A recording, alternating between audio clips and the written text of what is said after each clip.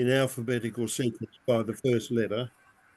Oh, you're recording now. Why not? Yeah. Sorry, Okay. I kind of started earlier. My bad. Yeah.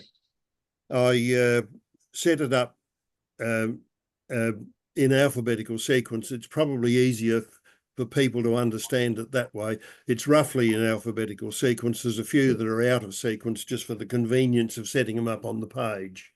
However, let's get into it and we'll talk our way through. I've started, of course, with the architect with letter A.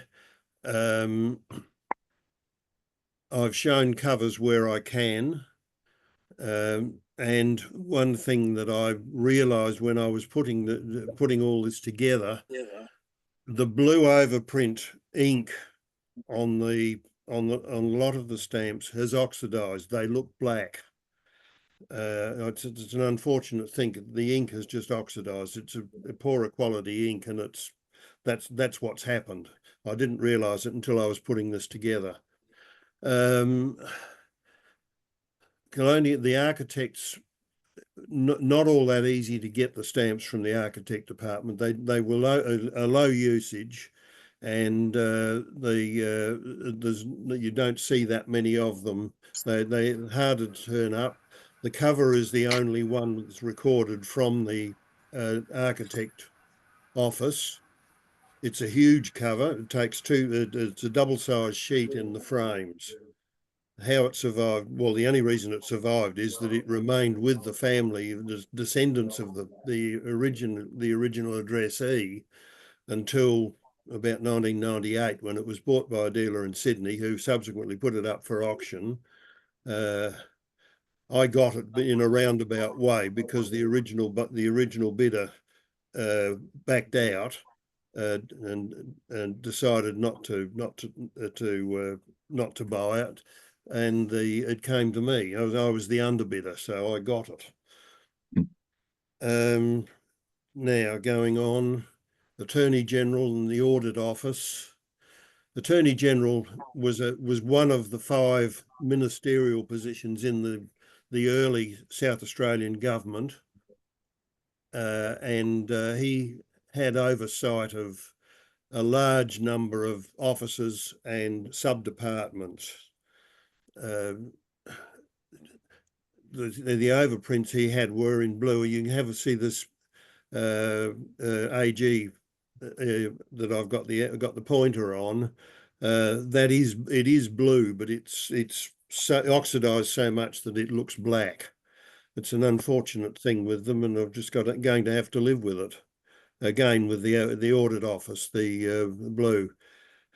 The red overprint audit office is very difficult to get. I don't have any, unfortunately. However, I have to live with that until such time as the pocket's deep enough to start buying more if I find them. Were the red overprints done first, or the? Yes, yes. I should explain that the red overprints came first, but by about August 1868, they'd changed to blue. And they used blue for a brief period, but early in 1869 they went to a black overprint, and the black was remained that for the rest of the issue.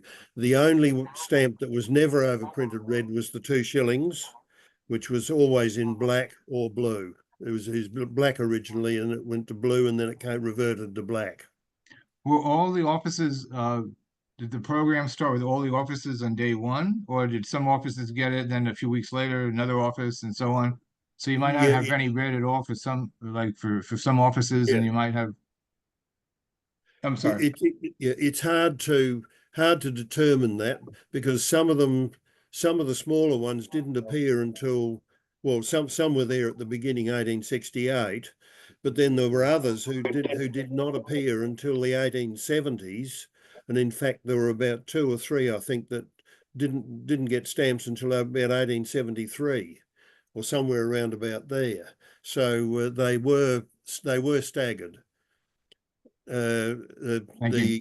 The police overprint, when we get to it, was only done in blue and black, because it superseded the Commissioner of Police, who was only in red. It's a fairly complicated field, but once you get used to it, it's easy enough to follow. It doesn't Botanic change. Garden, Barracks Department, and the Bench of Magistrates, all Bs. That's about as near as you'll get to a cover with the Botanic Gardens. There aren't any. There's two or three large pieces, but that's about it. Bench of Magistrates only use the tuppenny value. And I think there's about five or six in private hands, and that's it. Chief Secretary, again, one of the ministerial positions. He had oversight of a good number of departments, officers, and the name keeps bobbing up in all sorts of places. He didn't have the full range of issues, I don't think. Commissariat officer, interesting in that the 1 shilling stamps are more plentiful unused or mint than they are used. It came about with a whole lot being mislaid over a period early in the piece, and were found much later, and they've been in some cases they've been kept as large multiples. This red over print block of 6 came from a block of 30, and it was broken down into a smaller block of 18, and then a block of 12, which was split again into 2 blocks of 6. So that's they are much more common. This one was interesting. It came out of the Byzanton sale. Mercell had it at one stage, and provenance is hard to track down with departmentals, because in the earlier auctions they didn't take much note of provenance and where they'd come from, unless it was of a major collection. And even they're very difficult to track down because they weren't illustrated. And if they're not illustrated, you can't find out who had what. One notable error with the Chief Secretary is the GS, where a letter G was picked up out of the type font instead of a C, and that occurs on the 6penny and the 1 shilling. It may have occurred on the 2 tuppence as well, but because the tuppence was issued to the government storekeeper, the GS, there's no way of telling.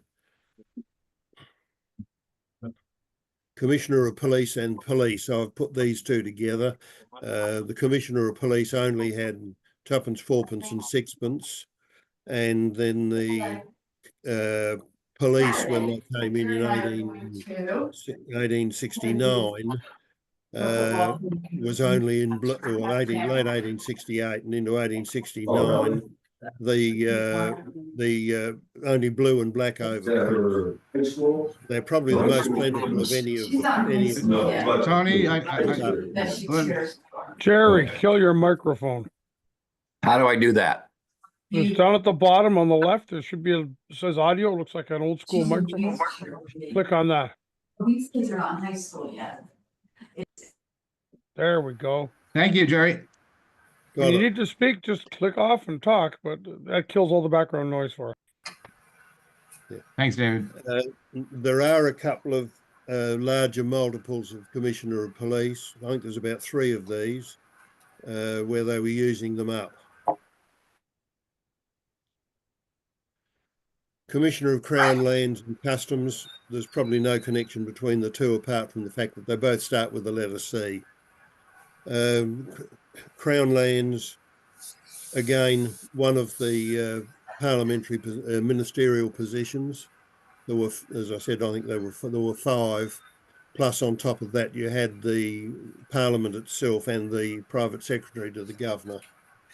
Anyway, these are Crown Lands, again, a fair range issued, blue overprint, red, blue and black overprints. There's about 5 covers, if I remember rightly. Customs, these can be found with postmarks around the colony at various ports. I haven't included copies of the various outlying ports. Space was the killer there. So you've only got a representative range of them on the page. Colonial surgeon, one of the more difficult officers to get. He had a fairly reasonable usage of them, but they're one of the more elusive types. There were 2 different type settings of the overprint, one with the capital C, capital S in a large block letter, and then there's these with the smaller serif letters. The block letter C, block letter S, and then lowercase GN after them. And they are probably more elusive than to get than these. I haven't managed to track any down yet. Convict Department was a bit of a comedy of errors with this when they were trying to identify all the departments back in the 1890s as to what the CD initials meant. Somebody suggested Convict Department, and they were immediately jumped on but said, "Oh, there were no convicts in South Australia," which there weren't. They were never exported to South Australia, but there were still plenty of convicts in the state that got in from the other colonies or found themselves in jail. So Convict Department is definitely in. Destitute Board during depressions, and in particular in the gold rush period, where the man of the house bolted east into the gold fields, left mother behind with the kids and no means of support. Either that or was sending money back in dribs and drabs as they got gold. So there was definitely a need for a destitute asylum. Now long gone, but yes, definitely a need.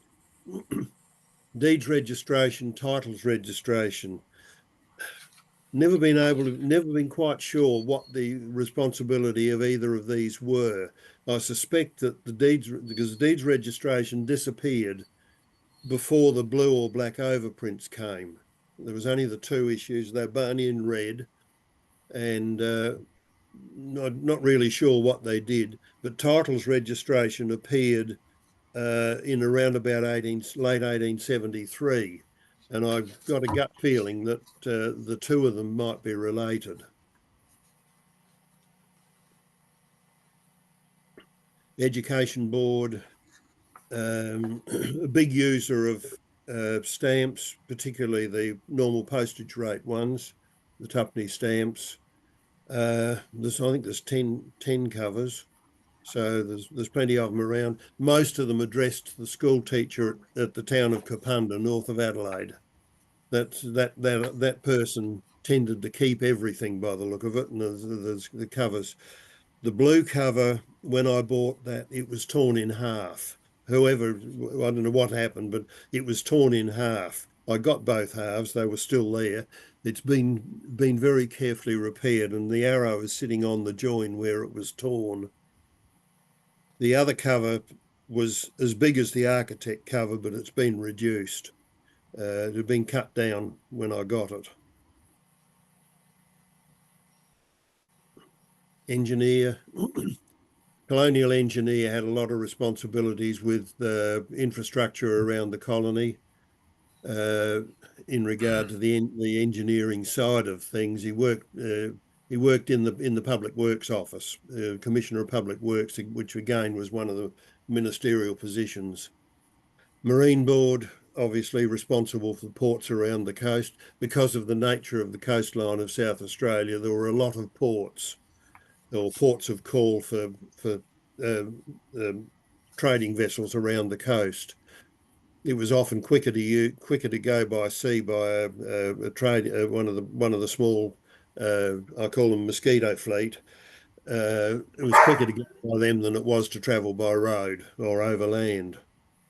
That's a good example of the reason why or how departmentals came about.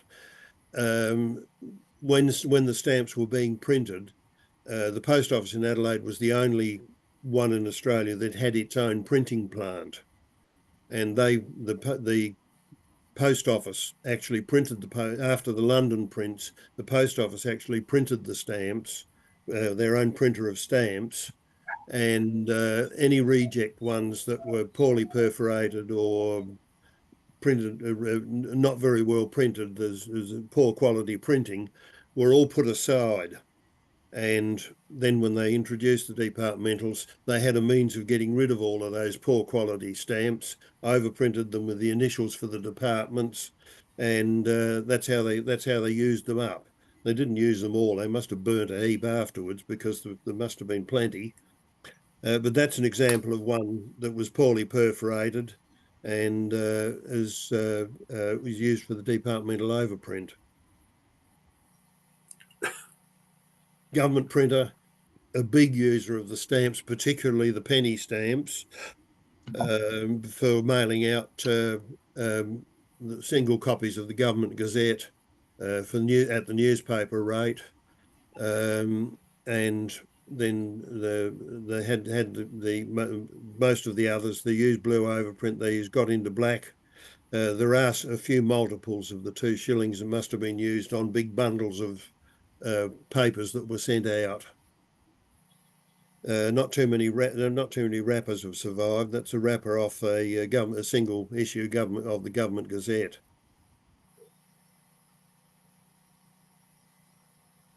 These were all much smaller users of the stamps. Goldfields, really, gold wasn't a big mining industry in South Australia. There were certainly gold mines around, but not to the extent that they were in the eastern colonies and in Western Australia. But there was still enough to warrant there being a goldfields warden. Government storekeeper I mentioned earlier, with the GS overprint. Only the tuppenny stamp was used by the government storekeeper, so there's no way of telling whether there's an error there for the others. But again, the government storekeeper, there's only about 6 or 8 stamps in private hands. None, there might be one mint one, I think. Immigration agent, again, is a very difficult one to get, and most of the stamps you find are mint or unused. I think there's a couple of Fawkney ones that are postmarked, but that's about it. Hospital again. This one's actually postmarked Gambierton because there was a hospital at Mount Gambier at a later stage. Protector of Aborigines. Worked mainly out of Crown lands and usually in the regional areas out of police stations.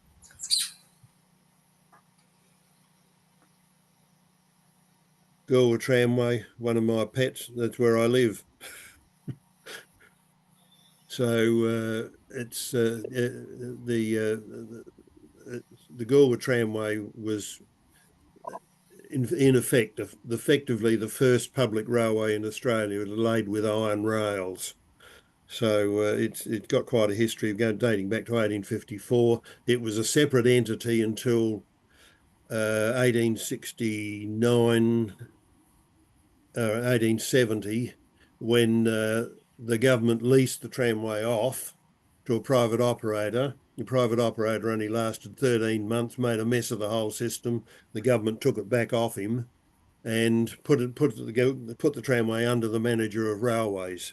The rest of the railway system was being established. There was a manager of railways.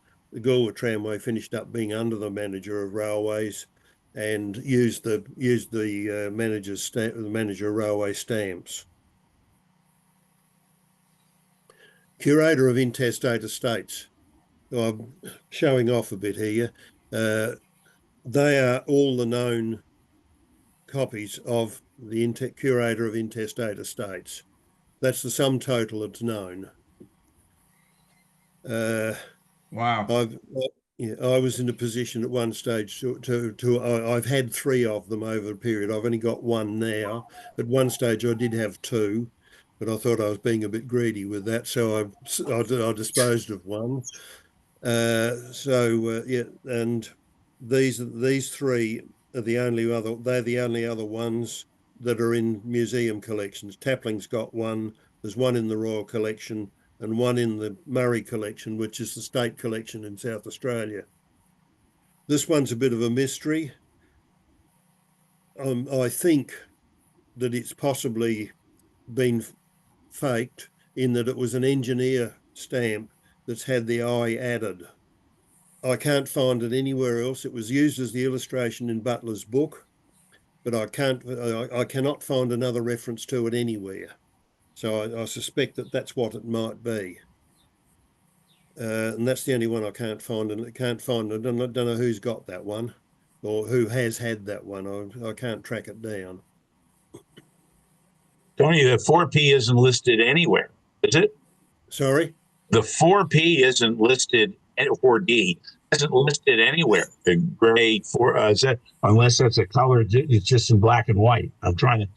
No, they're all this orangey color. They're all orangey color. Yeah, it's just that I didn't have a coloured image of these others. That's the only reason they're like that. Yeah. The Murray collection's very hard to get. That I had to take that from Napier's book in the 1893 book. I couldn't get a decent image anywhere. The state collection has been photographed, but they're very poor black and white photos, and I haven't been able to get at it again. Yeah, I have one of the 2. I have one of the 2. Yeah. So you have 1. Yeah. Right, and yeah. I probably bought it through Abacus or Prestige, long time ago. Right, that one. I don't need that. It's all right, but we can go over that info later. Yeah, I just killed that. That one. What? I'm sorry. Yeah, I can't tell you. I don't have it in front of me. I just have my, I have my list of what I have. I can look it up, but I might have. It's a very nice. It's either this one or this one. It's either the first one or the fourth one, fifth one. I'm not sure. It's nice. Anyways. Yeah. If you bought it from Abacus, you may well have got that one. The one I got the pointer on. I'm right there. You're very probably. Yeah. Yep. Yeah, that was the Don Pierce one. Came out. No, I had one before that. Oh, I bought right. a lot of things there, but not that. I'll see if I can pick it up. Yeah. You go ahead. Okay. Legislative Council, House of Assembly. These were the 2 houses of Parliament. Legislative Council was the original Parliament that was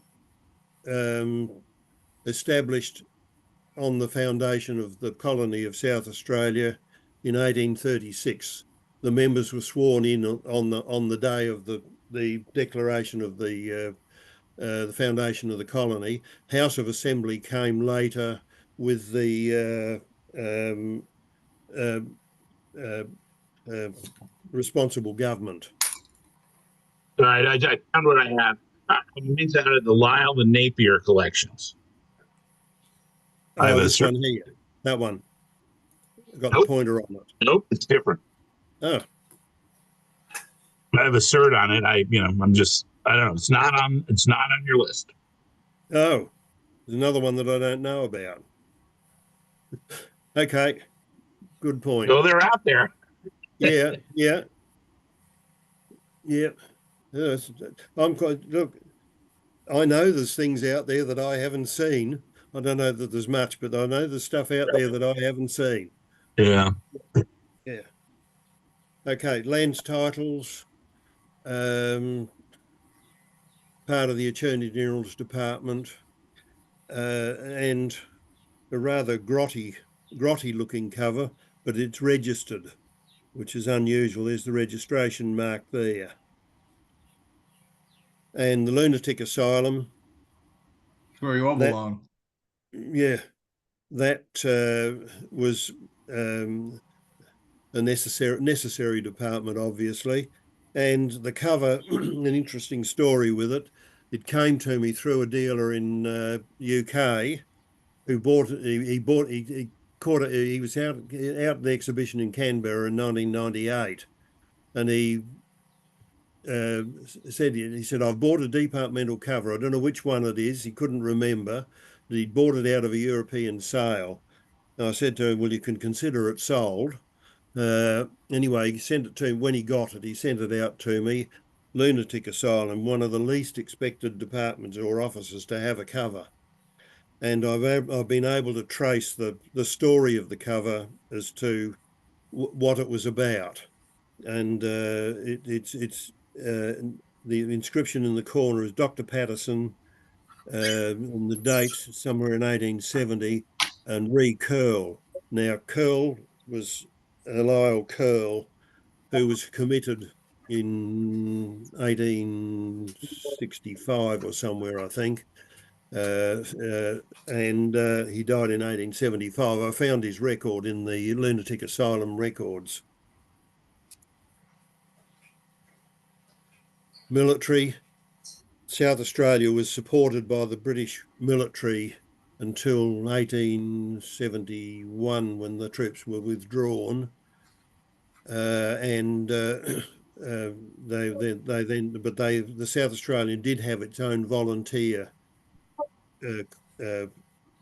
corps with various towns around the state. These two covers are interesting. This one I bought many years ago out of a sale in Sydney. It had been returned by the buyer because it was creased. I don't know what they were thinking. The other one came out of Don Pierce's sale a couple of years ago, and Gary Watson had described in the description, he made a note that on the back of the cover, it had in small pencil writing, Fry, Wirriga, January 34, £6. I recognised the handwriting. When I got the cover, I recognised the handwriting as that of Murcell's. So, and I knew that Murcell had 3 covers. He had 3 volunteer covers. That's one. Oh, where have we gone? Yeah. There we go. That's one. This was the second one. I don't know where the third one is. But we had 3, and this one's got the same inscription on the back of it. No, I picked one up at Cornfilia. Sorry? I bought one at Cornfilia auction a few years. Oh, yes. Well, you've got the other one. Maybe. That's possibly Murcell as well. Okay. Yeah, have a look on the back of it. Well, actually, the back is gone, so I may only have the front. I may only have the front on that one. I'm not sure. Oh, you've got the one with only the front. Correct. No. Well, it's no. Oh, not a complete cover. Yeah. Yeah, it's interesting and I traced Fry down. He was a collector, and Wirriga's a small settlement down in the upper southeast of South Australia. It's a railway settlement down there, and Fry had bought land out there, cleared it and cropped it back in the 1920s. Northern Territory, Registrar General. Northern Territory's always been attractive. They can be a bit difficult to get because I think at one stage the Northern Territory government was snapping them up. The only stamp the Northern Territory ever had. They've got the cover, but then nobody knows where it is now. That came through. I forget. Somebody in New Zealand had it at one stage, and then it went up for sale, and the Northern Territory government bought it. for a pretty handsome price at the time. Registrar General, interesting. Another case of the C and the G being substituted. There's the error RC for RG, where they picked up a C out of the type font and instead of a G. How do you know that's not an unlisted department? Sorry? How do you know that's not an unlisted department? Well, it's very unlikely because there's only 3 of them been found. Well, that And doesn't prove anything. the 3 of them actually match fairly closely So they're only using the normal red same overprint. location to prove them? Yeah. It's very doubtful. There's no department or officer that we can find that would have used initials RC. Well, what's interesting is you got so many different departments. This must be phenomenal to keep an accounting record of all the stuff. When they were supplying these stamps. Yeah. I should have gone back and explained too, the Goolwa Tramway. There's a CT with the Goolwa Tramway. Now that was established by the postmark. That was established to be Goolwa Tramway because the postmark was Goolwa. So that one was actually proved back in 1907. Mr. Welfare proved that, and there's correspondence in the London Philatelist to back that up. But yeah, it's a point worth noting that, okay, but it's unlikely, given that there's only 3, only on the tuppenny stamp, and there's no reference to it anywhere else. It wasn't picked up back in the time when the collectors were trying to identify these. It's not even mentioned back there. Post Office Superintendent of Telegraphs eventually finished up all as the one department, the Post Office. Interesting in that the Post Office got a small batch of the last of the Perkins Bacon tuppennies overprinted with a blue overprint rather than the black, rather than the red. The stipendiary magistrate was the only other one that had a few of those as well. Must have been a couple of sheets left. There you can see there where the stamp's been cut to preserve the design with a line of perforations at the bottom. And again, there you've got the intrusion of the next stamp into that one. Typical of departmentals. Private secretary and the legislative librarian. Private secretary, of course, was the private secretary to the governor.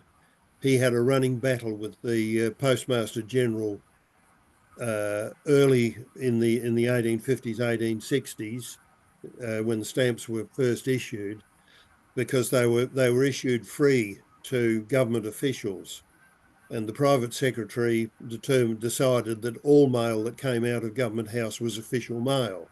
Therefore, he would use stamps on his own personal mail, and the Postmaster General caught him out. And there was a battle, and in the end, the Postmaster General won the battle. The Chief Secretary decided that these overprints would be used. So that's how that came about.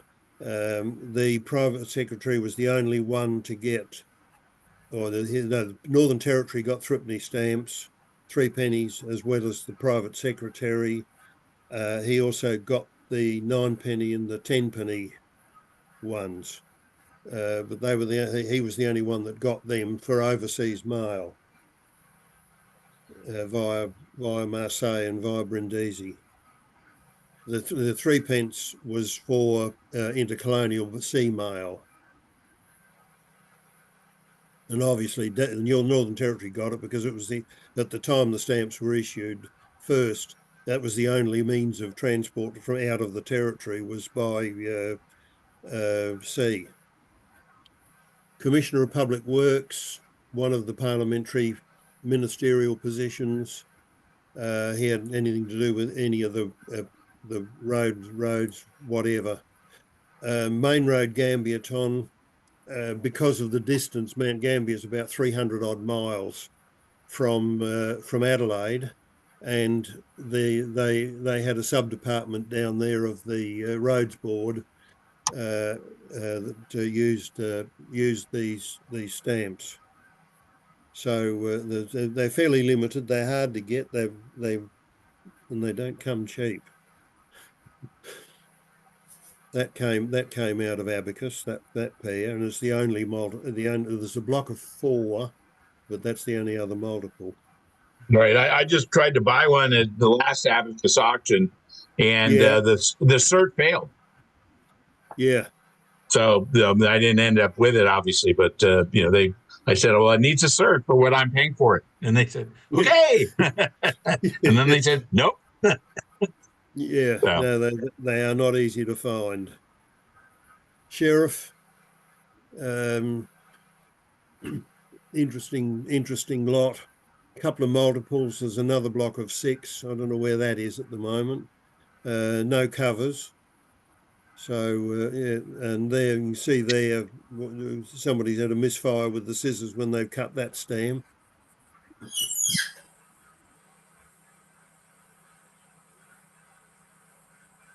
Surveyor General.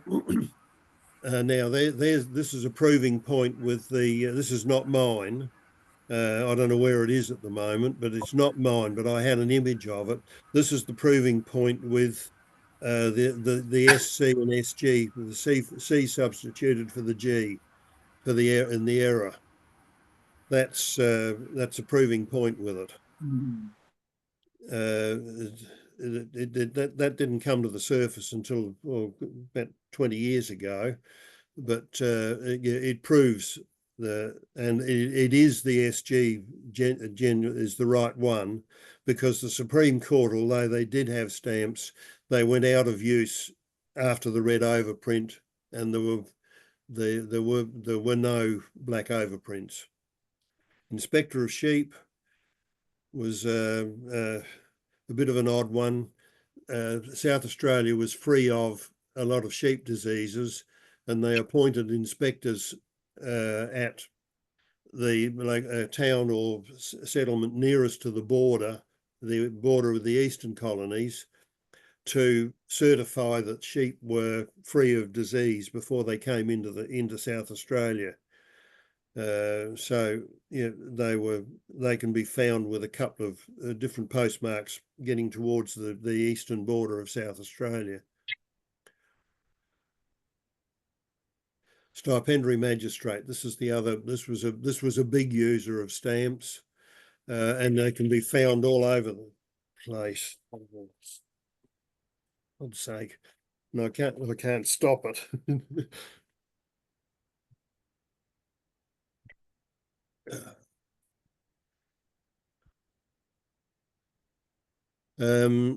Yeah, a big user, and a lot of circuit courts around the South Australia, and there's 13 covers have survived. There's a lot of them around. Here's the Supreme Court. Only those 3 issues, or 2 issues. They were the only ones. Yeah, 2 and 6. And they lasted. The one of these sixpennies is postmarked 18. There it is. There, 1874. So there was no reason to be issuing it, and that one's well into the into 1870. So there was no real need to be issuing the later Delarue type. Treasury. Again, the ministerial position. A good range of stamps available. A couple of covers. Well, this is only a front. There is a cover, but that's only a front. Official assignee now would be called the receiver of public monies, I think is the term they use. There's about 4 covers there, I think. That one's the unusual one. 2 of them two of them came from a bag full of correspondence that was handed into the State Records Estate Library in South Australia a number of years ago, and there were I think it got there were two departmental covers in there, two official assignee covers that had come from a company in Port Augusta, and they were rescued and now out in the marketplace. I've got one, and I'm not sure where the other one is. Now, this is the tail end of it. This is the last sheet, last page. Vaccination board, evaluator of runs, and the waterworks. The waterworks, there's a few around. Evaluator of runs, again, I've illustrated 3 there. There are 5 known, 3 in museum collections, and these 2.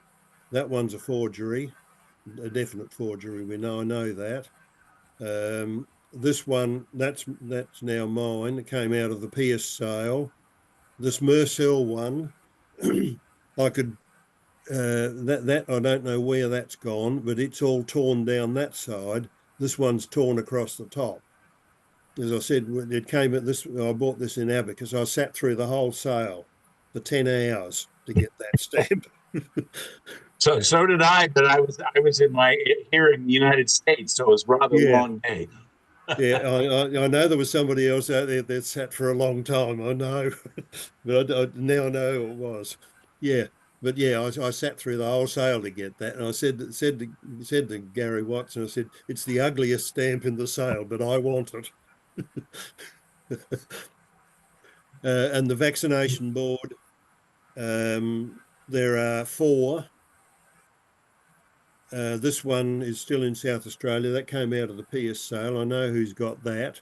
That's mine. This one is the same stamp. It's out of the Mercell collection, and the fourth stamp is in the Murray collection, the state collection. That's it. When it was offered for sale in 1898 in the Rayner collection in England. And that's it now. It's been pruned across the top. Somebody cut the ragged perforations off. That was when it came up in the Mercell sale. It had been whoever bought it, but after Rayner or somewhere in between, trimmed the perfs. So that's that's it. That's about the extent of my showing.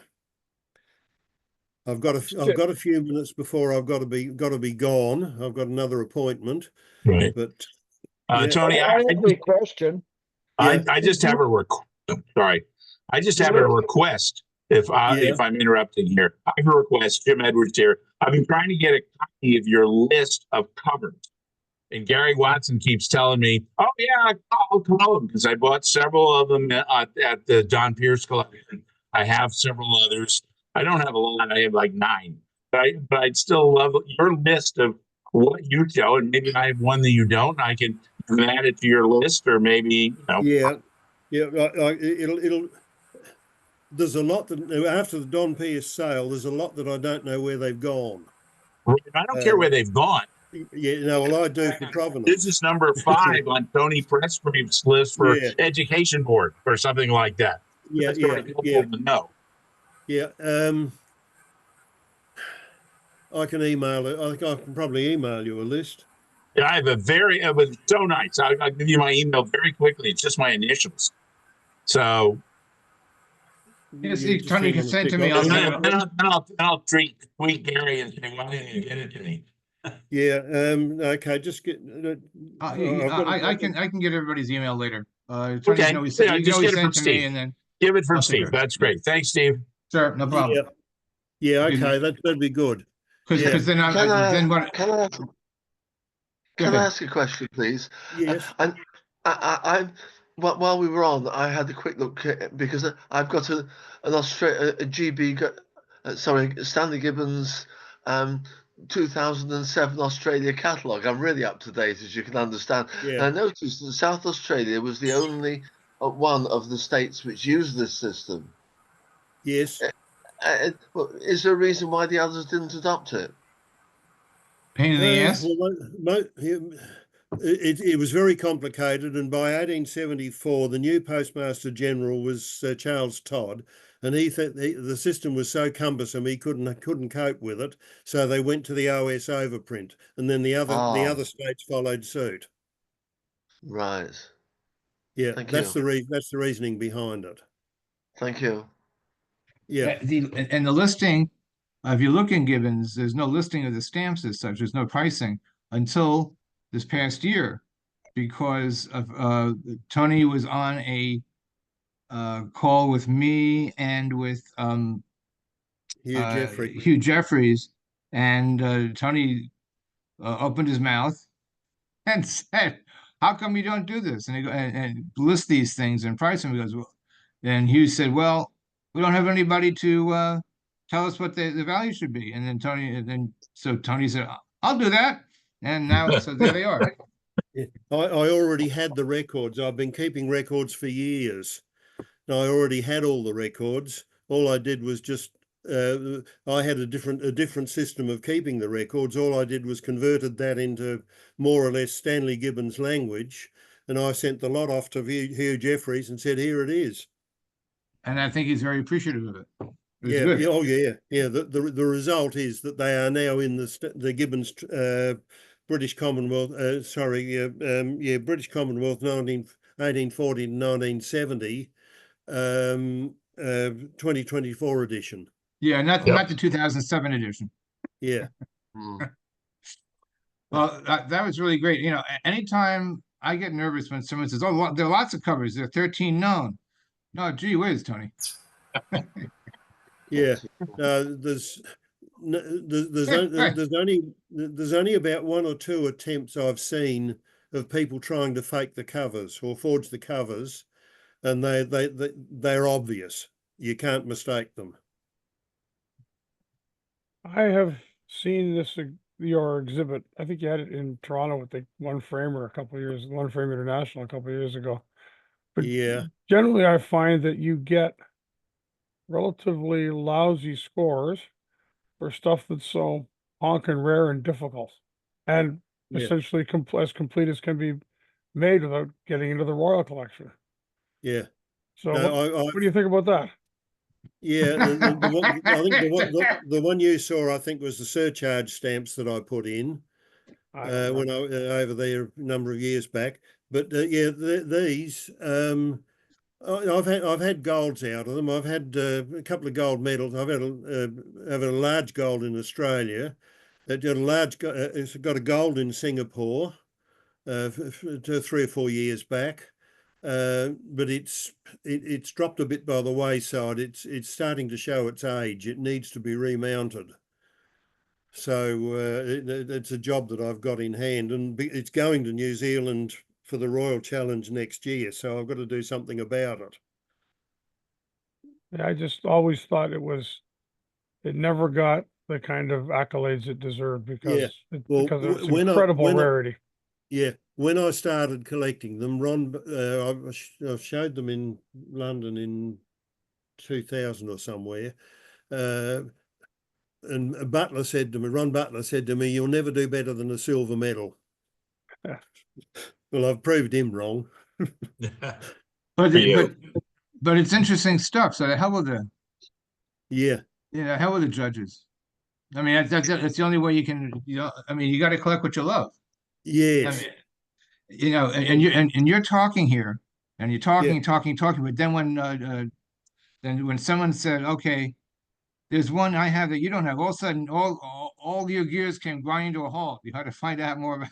I think it's great. No, Gary Watson keeps asking me when I'm going to sell it, and I keep telling him he'll be a darn sight older than he is now. But he's talking to me too. Yeah. Anyway, if that's it. Well, thank you. And thank you for all. It's a pleasure. Thank you. Yeah. Brilliant. Thanks, Tony. Okay, and David, I'll apologise. I have to leave. I can't stay and watch your presentation. It's a lot more boring than yours. No, I'm sorry about that, but I have to, I just have to go. Okay, Okay, thank you. thanks, Tony.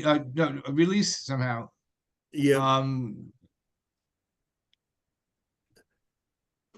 You getting your I've got to get out of here now. There we go. Screen sharing. You're Stop. leaving. Just stop screen sharing. There you Right. go. Okay. I've Oh, stopped you're- sharing. No? okay. Okay. Yeah. Right. All right, David, you should be able to Should be able to hit that share button and make something happen. What do I want to share? I want to share that.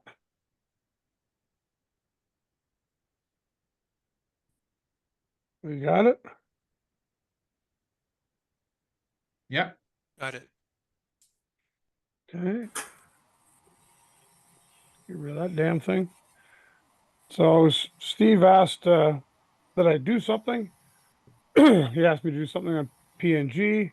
I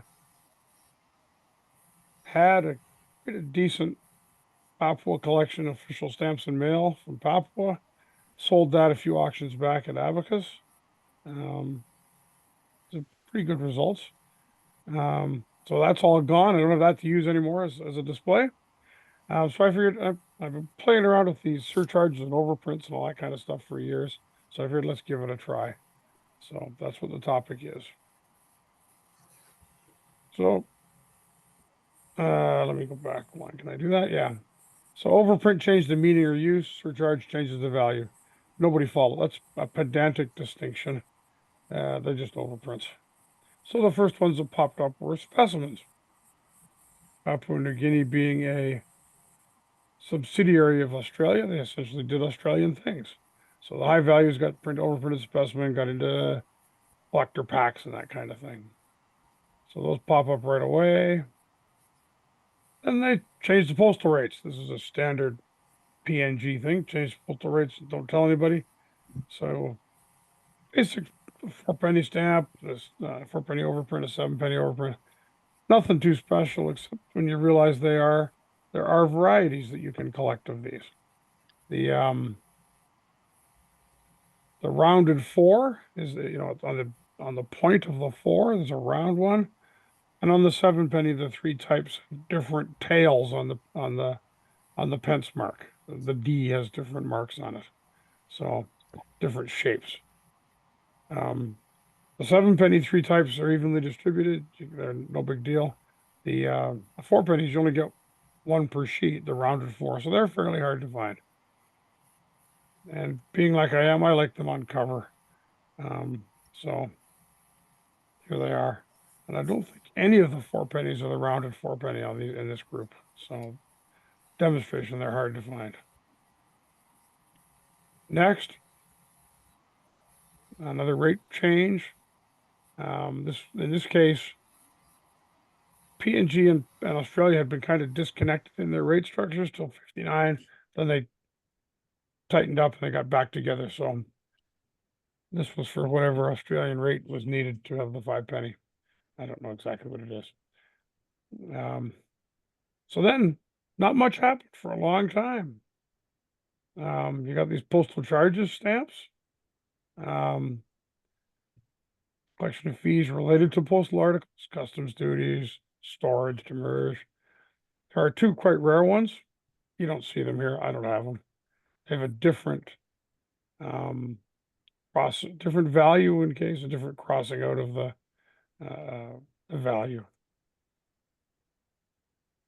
Specimens again, but multiple sizes. You see this?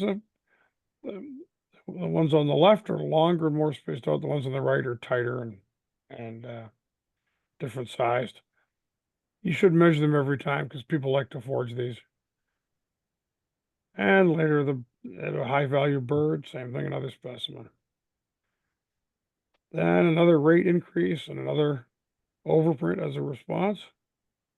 Defense Force. Then another rate increase in 87, another overprint.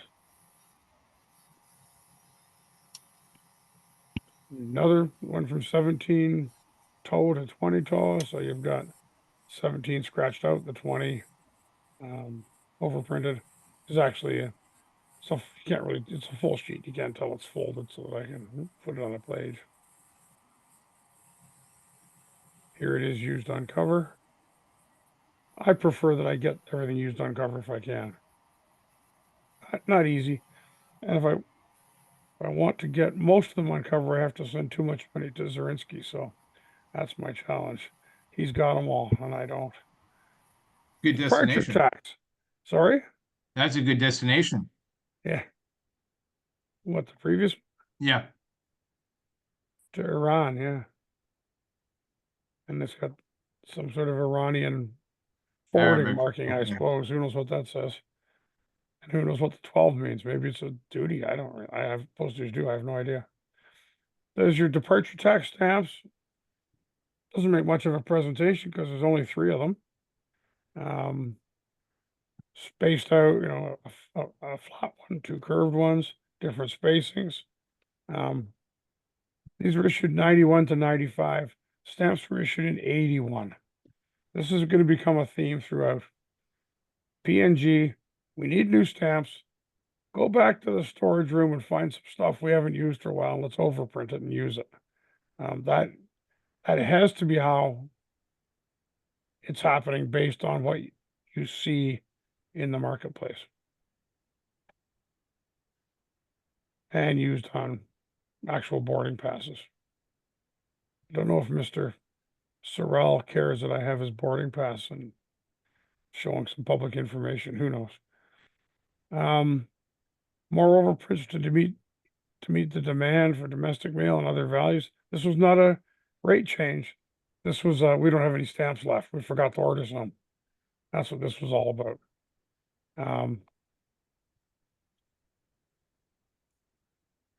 And used on cover. The 21 overprint looks like it'd be fun if you're one of those fly spec guys. You like the George V 1 penny and you're looking for the scratch on the whatever. I started down this path and eventually decided that it was better to stop doing it. I have a stock book with over 300 different identified black spots. So there's, you know, all over there are enough of the stamp that's fairly black, so it's hard to see the spots, but in some cases they're easy. There are black spots. I've got from 1 to 9 different black spot patterns on the stamps. I thought I was onto something, but no. Ink splatter, sloppy printing. That's all it is. 1994, 95. This is the watershed. This is when PNG goes nuts. These are the initial overprints. Basically, to this day, the overprinted stamps are more common than the ones without overprints. In numbers, not in quantity, in numbers, but not in availability. Many of the overprints are very tough to find. If you can show all these 11, it's 11, isn't it? Yeah. On cover, that's pretty good hit. Most people can't. I can't, but I have purchased the last 2 I need, so they're in the mail somewhere. So these are the examples. 2 of the overprints plus another one, a later one, a waterfall, the various examples. Yes. Some are, you can find some shenanigans with the overprinting. Some doubles, some upside downs, some triples. Not very common, but I think they're probably more manufactured than true errors in printing. I don't see too many of those double and triples and the wackadoos on cover, No, unless they're prepared cover. So if that, I tend to think they might have been, you know, taken out of circulation before it got too far. leakage in the system. Yes. And that's the last one of the bunch. Tourism stamps. The beauty on this one is the 3rd stamp in the top row, where they forget to put the value. Got 65, 65, blank, 65. An interesting quirk. And It'll be then, fun to find on cover. yeah, would be. And these are in the same series, these are the two just basic overprints on these stamps. There's one of them used on cover. Those are the basic tourism stamps. But again, I don't have any of the missing number used on cover, no. Papal visit. I think they originally printed the stamps in the upper right. Then they overprinted them on the left, where they either did it okay, or the lower left where they missed hitting it in the right place. And then you've got two overprints on the two stamps side by each later on. So the catalogs and the records I can find aren't terribly clear on how this all happened. And there's one of them used on cover. Surprising number go to this Hyacinth Mission Fund in Gloucester, Ontario, which is 3 hours up the road. Bird of Paradise. This will drive you bugs. You'll go cross-eyed figuring these out. So the overprints, the basic stamps come in two varieties. One where they use the T as an lowercase t, and one where the T is an uppercase T. And they're behind that black square, so you got to find them by looking very closely. And there's dates in the lower margin which change. And the overprints are, as you get, these pair are thick and thin overprints. So you've got quite a range of things to find here and sort out. I would call my sorting partially complete. And same thing on the small print and the bigger print between the two blocks. 1995, this is an old issue again, overprinted. I forget what the original values were, but overprinted to 21 for the normal domestic mail rate. Then the postage went up, so they needed 25 for domestic rate. So this again is a full sheet folded. Don't know why I got some of these full sheets, but I did. Later, this is again overprinted. The stamp on the right impresses me. If you read the Stanley Gibbons description, it talks about the Lakatoy, which is the sailing ship, the ancient New Guinea sailing boat. And it's the faded back green thing. They don't talk about the large topless buxom woman in the middle of the photo, who is the key design feature for whatever reason. So Gibbons put their prudishness to work. After here, things start to get a bit thinner in what I've got available. Certainly less on cover. Again, we need 70 toes now. The domestic rate, we need stamps. Oftentimes, when they increase the rate, the post office would petition the government to increase the rate, and the government would say no, and then suddenly the government would say, okay, tomorrow. And so they got to scramble. And that's one of the reasons a lot of that happened, because they didn't have, they weren't ready with stamps. And I think they must have, I got a storeroom of defunct stamps they need to get rid of. Oh, sure. Let's overprint them and use them. And they apparently have a fairly reasonable overprinting department. They got some guys in the print shop who can do this fairly effectively. You don't see too many errors, so they don't get out very much. Again, you've got the dolphins. There's the 70T, and the 5 is a makeup, because the old rate used to be 65, as you can see on the upper right. And so let's make some 5T overprints so we can 65 can be used with the 5 to get to 70. And again, all kind of makes sense. And then the rate goes to 75, so let's take a bunch of other old stamps and surcharge them again. Again, very little cover. I don't have very many covers in this end of the collection. Goes to 80, let's print some more stamps. And again, if you look in the Gibbons catalog, you'll see half a dozen stamps in a set. And the next one will be half a dozen overprinted stamps in a set. And the next one will be a few stamps in it, and then a bunch of overprinted stamps. Some of these are really hard to find. Some are fairly straightforward. Then there's these high value overprints. Notice the jump. I've gone from 2006 to 2015. There's a few more in there. I was running out of patience and running out of, figured you guys would be running out of time by now, so I should not go too far. 2015, they made these high value overprints. I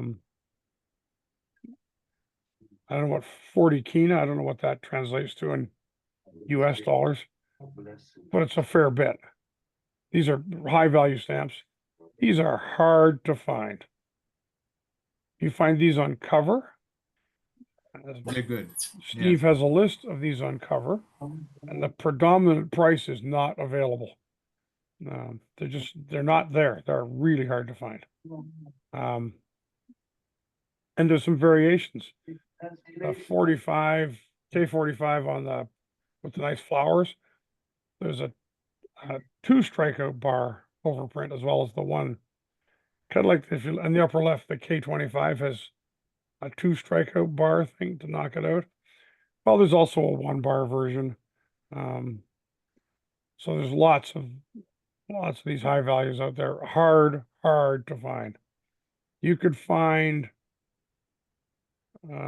half of, and this is only, I'm half a dozen short on showing you what's available, what was issued. And you could probably find half of them on eBay this month. That's about it. And for all hard to get stuff PNG, I go to Steve, and it's pretty thin, his selection on this stuff. So these are really hard to find. There's a low value set as well.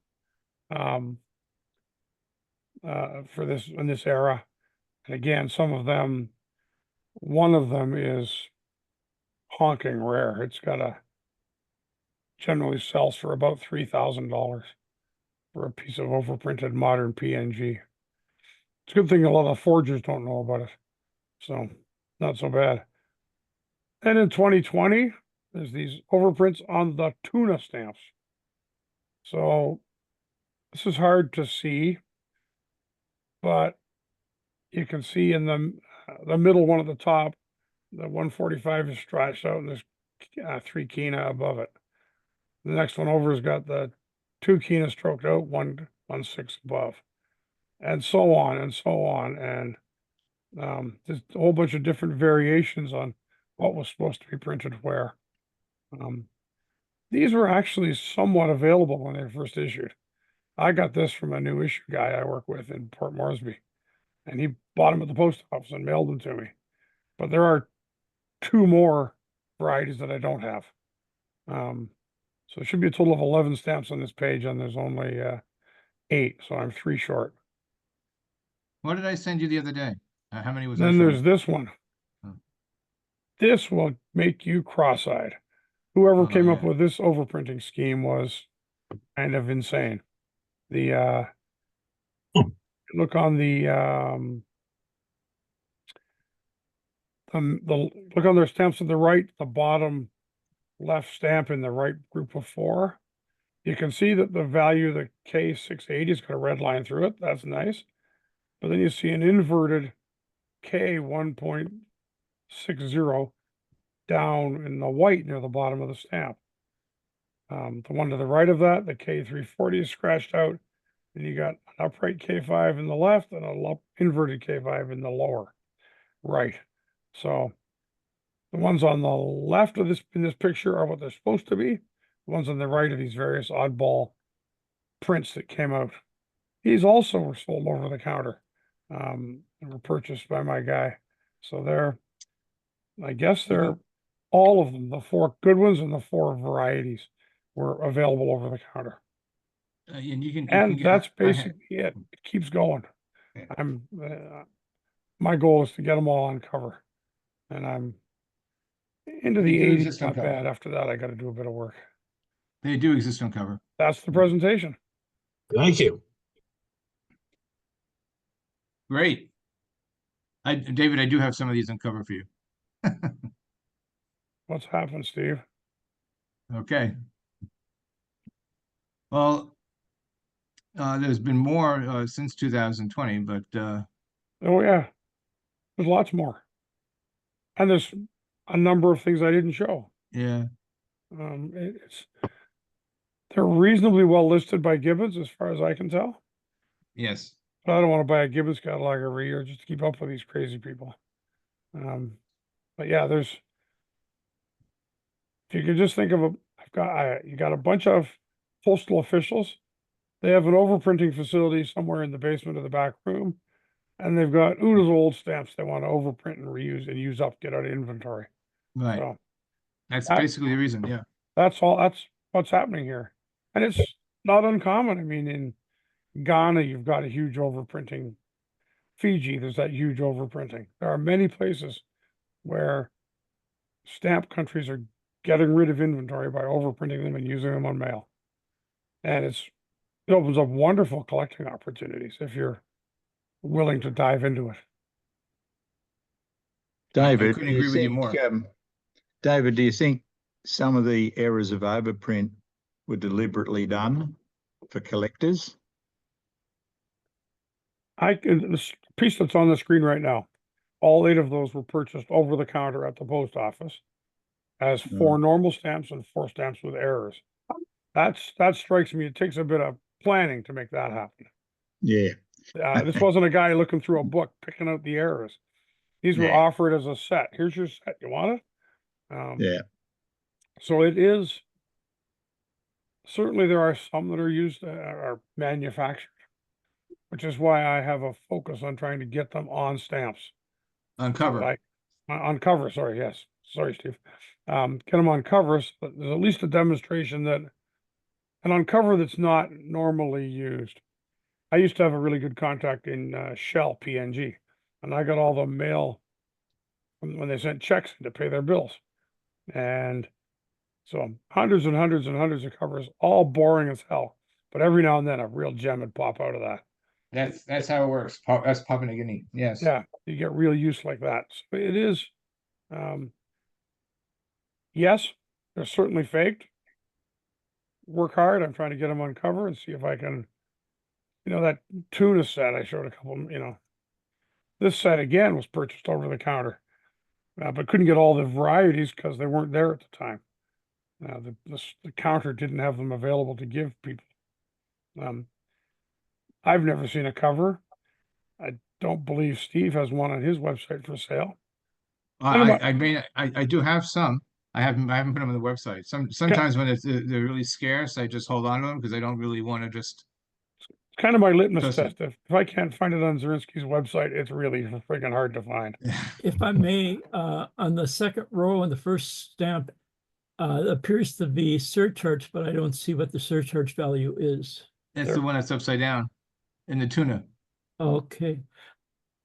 I see the second stamp in that row is upside down in the tuna. The first stamp didn't get it. Yeah, I'm sorry. The first stamp, my bad. It got a strikeout, but no surcharge.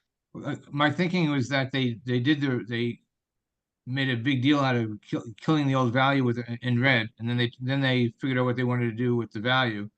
And some sheets went up right side up, some didn't go right side up, they went upside down. And if they put it in upside down, they go, oh, we need it put the value in right side up. So then they turn it around the other way. It's like, there was on these tuna ones, I know there was one that I got that had only partial overprints on it, and it was quite weird. There were some on the sheet that were overprinted and some weren't, and I think that was the only sheet that was like that. So whether that's part of your 11 or not, I don't know. The ones I'm missing are variations on these upside downs and right side ups. And on the Apex one, the amount of little dots that there were on that again is quite incredible. This one? There's a lot everywhere. It's such a busy print. Oh, it's terrible. But I've looked at these and gone through them and spotted. I have a couple more of these that I picked out of a dealer's stock in Toronto, and he didn't realize they were overprinted. He couldn't see it. It was too cluttered. So I just gave him a couple bucks and took it away.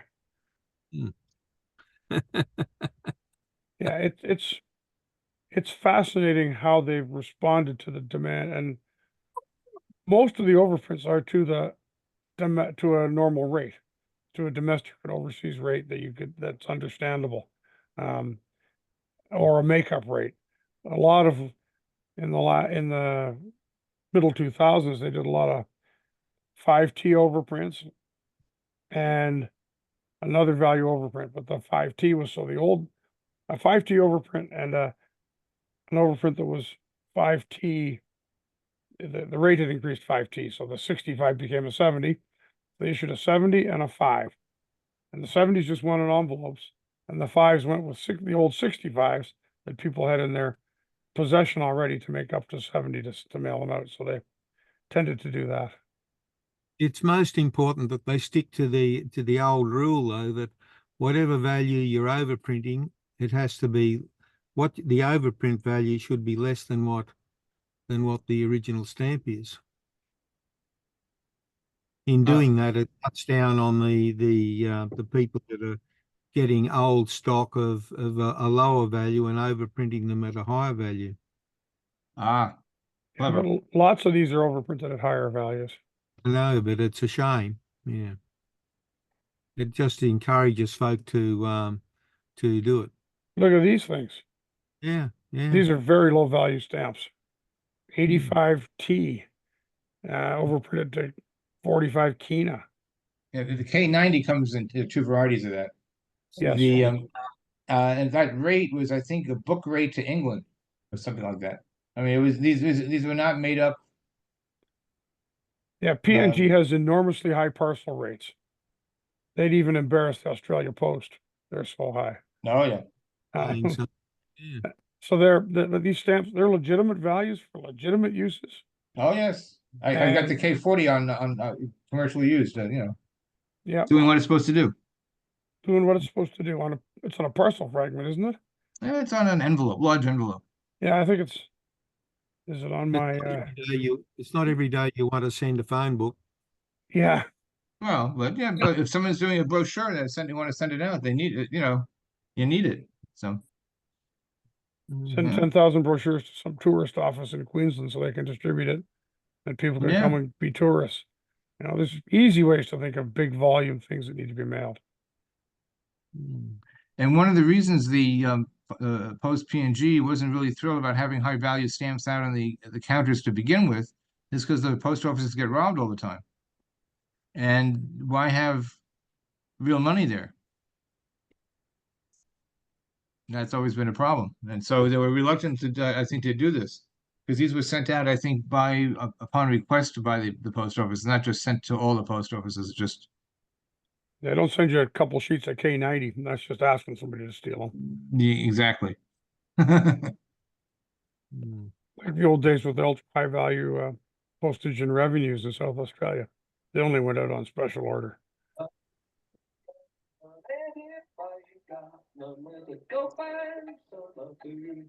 Very interesting. Thanks, David. Thank Anybody? Okay, I'm gonna throw it open. Anybody have comments? Just a thanks to you, Steve, for putting this all together. Appreciate it. I mean, Yes, thank you, Steve. And I have a question, Steve. Your talk at the London Society on the St. Vincent overprints surcharges, is that ever going to be on YouTube available? The talk that I did for the Royal Philatelic of New Zealand. The one you did in June, I think it was. In June this year? Yes. Was it on St. Vincent? Oh, that was for the British Caribbean? Yes. Oh, I don't think that was recorded, was it? Oh, that's right. I mean, I know what you mean now. I couldn't remember what I was. Couldn't remember what I was. Oh, you mean at gas? Yes. Ah, sorry. It took me a minute to tune in. I don't think that was recorded. Okay. That would answer why I can't find it. Yeah, I guess I didn't think of doing that. St. Vincent's another can of worms with overprints and strange stamps. And I spend every February in St. Vincent. And Well, they emptied their warehouse. Yeah. Wow. It's a strange very overprints. complicated story there. Yeah. Fascinating story, actually. Steve, where did you say you recorded this today? Where are you putting this? Well, I'm not sure yet. I'm probably gonna have it on I'll eventually have it on the SAS website, but I'll try to also link it. I'll send it out in a newsletter so everybody can have access to it. It seems to be recording to the cloud. So I think then people can just point everybody to the cloud. I'm not quite sure how to do that yet, but I'll figure it out. Can't be too complicated. Send out that link to the booklet listing. I think that might be useful to people that I sent you. Yeah, happy to do that. Is there anyone here who collects 1935 New Zealand pictorials? Guess No? not. Oh, well, you don't need to send out that request then, right? That's Well, it. they may be all sleeping still. You know, they're in New Zealand. I don't know. Well, I want to thank everybody for coming. This was a little bit of an experiment. And I think it was successful from my perspective. I had no idea I was going to get to look at so much South Australia departmentals. My God. when I thought of this whole thing, and I appreciate what David did with the modern stuff, of course. And I encourage people to think of short presentations that you find stimulating for yourself, that you want to try to pass that excitement on to others. And I would like to try to use our this forum to do that. And I think that will help also rejuvenate the society and get people interested in a contemporary way. So we can have meetings without having like this, and not have to have a get together at an international once every 10 years. And Steve, who did you say was getting to do the Fiji overprints? Was that Brian Jones? No, Brian doesn't do. I'm being cagey. I was cagey at the time, but I'll be a little more specific. Brian doesn't do Zoom. So there's a John Ray. I'm trying to talk John Ray, and I think who's the fellow? I just talked to him yesterday. Who's up in Scotland? What's that? There's somebody up in Scotland, isn't there? Right. I think it's Simon. I'm blanking on the name right now. But Andrew Napier. But yes, thank you. That's who it is. But they're reluctant to talk right now for whatever the reason, because they feel like I don't know why they don't feel it's interesting. Or they don't feel I think everybody's trying to protect their collections and want to add more and not really trying to say too much. The problem is that there's been a few rogues who have created a few new overprints. I'm sure there's a lot of this going on. But the way I look at it as a title is like the modern Fiji overprints. Why do people find them so interesting? So I'm not trying to be. Yeah, I don't want people necessarily to list them. I thought of it more of a group discussion than really a presentation. Anyway, so I'm working on them to try to make it happen. So we'll see. You will be always trying to organise the dates to be non-coincidental with the British Empire people. Well, particularly that one, because it's a British Empire. I'm doing it with them. But I mean, aside from that. Yes. I kind of fucked up. I'm being recorded. I kind of screwed up with that. That was not my intention. I can tell you that. So I know I lost a few people as a result. But okay, maybe that's the worst mistake I ever made. Yeah. I'll take it. I have if you want, Steve, you can add my name to the list. I have a pretty good Northern Territory squared circles cancel collection. Oh, terrific. It's the only, as far as I know, the only collection that's had every post office in it. I asked David to do something not he offered me a whole bunch of things. He had little presentation, little, I don't know how little, but he had presentations on different Australian things. I said, well, I already have Tony Presgrave doing something else. Can you go off island? How about something in Papua New Guinea? So I said, oh, I dragged him along. Yeah, So, I've also got a really interesting one of the ones the other thing I collect is the Australian Living Together series, uh-huh. and used correctly, all denominations used correctly on cover. That's great. I think some that's of really them- interesting. Some of them are, you get some real odd, but one of the ones I got was a couple of covers that were props in a movie, and they had Living Together stamps on them, and it's got all the provenance and everything. So if you look in the movie, you can actually see the letters. I've got them in my collection. It's not really a correct use, but it's kind of an entertaining use. Well, yeah, that's fun. Yeah. That's a fun one. And a lot of the exotic rates are into China and Hong Kong. And I think I have a slightly unnatural advantage with the Canadian connection to Hong Kong and all things Chinese. We have a gigantic Chinese population and lots of covers come out of them. It's great. Excellent. Anybody else let's see. Anybody else want to speak up? No. Thank you very much for organizing this, Steve. Much appreciated. It's my pleasure. I'm glad everybody was able to participate. I find all these Zoom talks are very interesting because you're getting people from so many different. It's not like you're just going to your local stamp club where you just don't get access to the people that you do here. They're much better. I much enjoy the Zooms. It mightn't be as sociable as far as going to the local club or whatever, but it's much more informative, these Zooms. And the Zoom environment works so well because you can physically show stuff easily. You got to, if I'd done this presentation in a room, standing at the front of the room as a talking head, I'd have had some, 8.5 by 11 or 11 by 17 sheets sitting on the table or on an easel, and you'd have seen squat sitting in the crowd. But here you got to see them close and personal. And that's a huge advantage. With a lot of the local talks, though, they're still not using the available technology.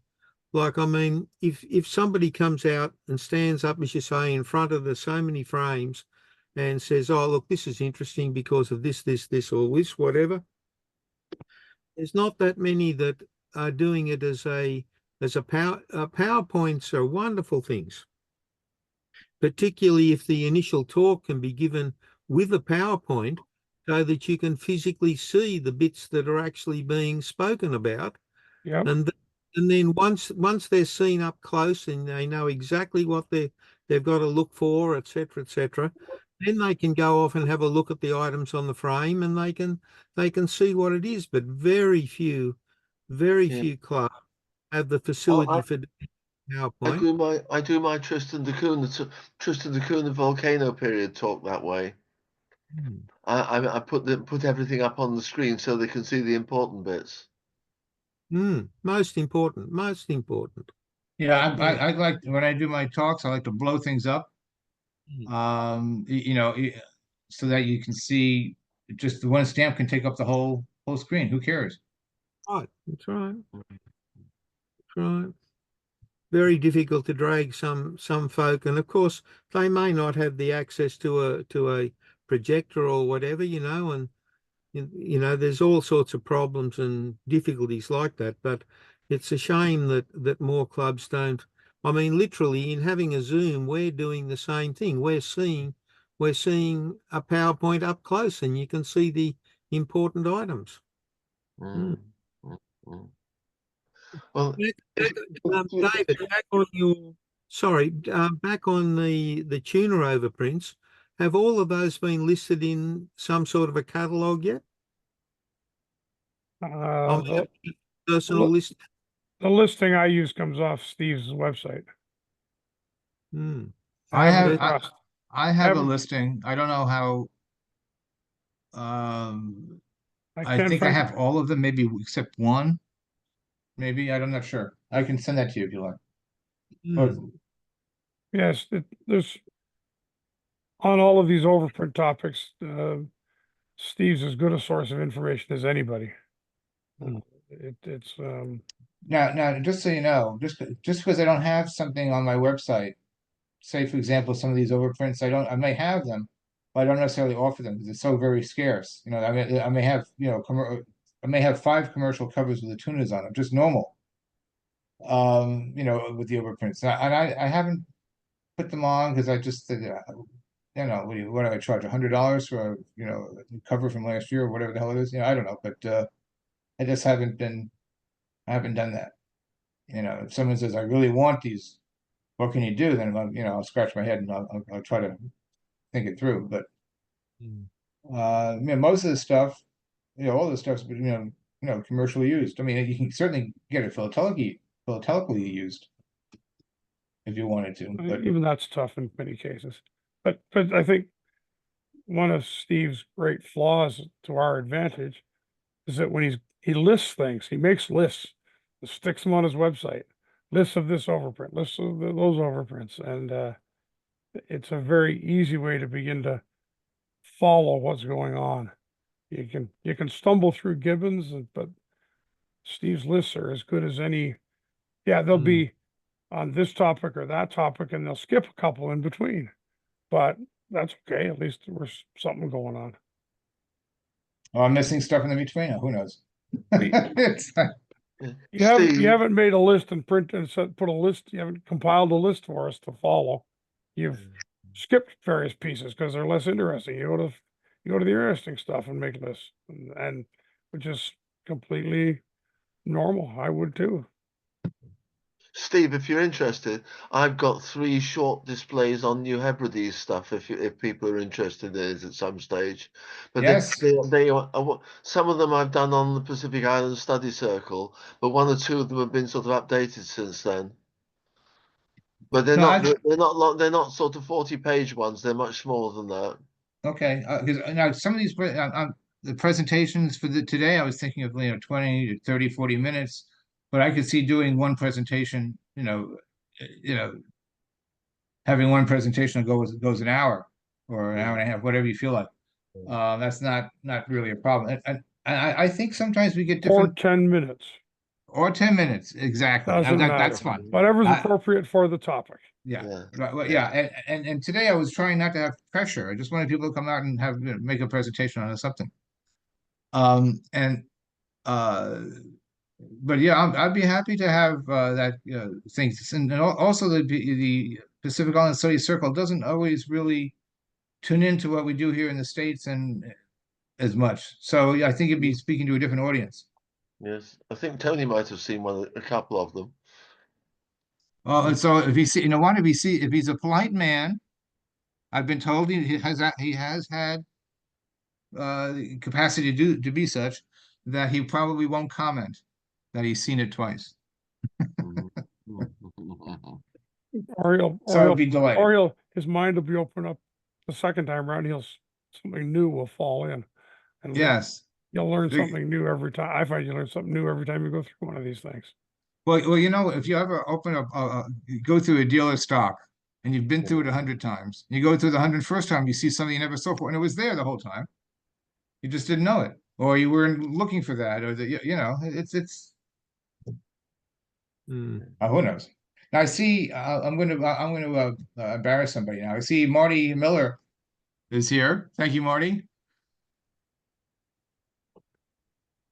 Okay, he turned on his microphone to wave. Okay, and then he turned it off. All right, thanks, Marty. Marty, I've known for a very long time. So when the SAS had its meetings here in New York, he was one of the people that showed up. So Okay, I guess that's it, but I'm happy to not to hang up. So if anybody wants to talk about something, that's okay. Thank you very much. Thank you. Yeah. Yeah, thanks, Steve. Okay. Yes, I must go. I must go now. Okay then. Okay, thanks everybody. Thanks for your time. Thanks so much. Very, Bye. very good. Very enjoyable. Bye, Steve. Okay. Bye. Bye-bye, everybody. Bye. Thanks.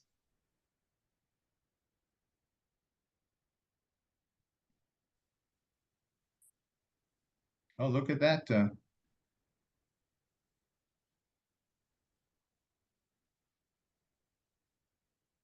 Someone's forehead.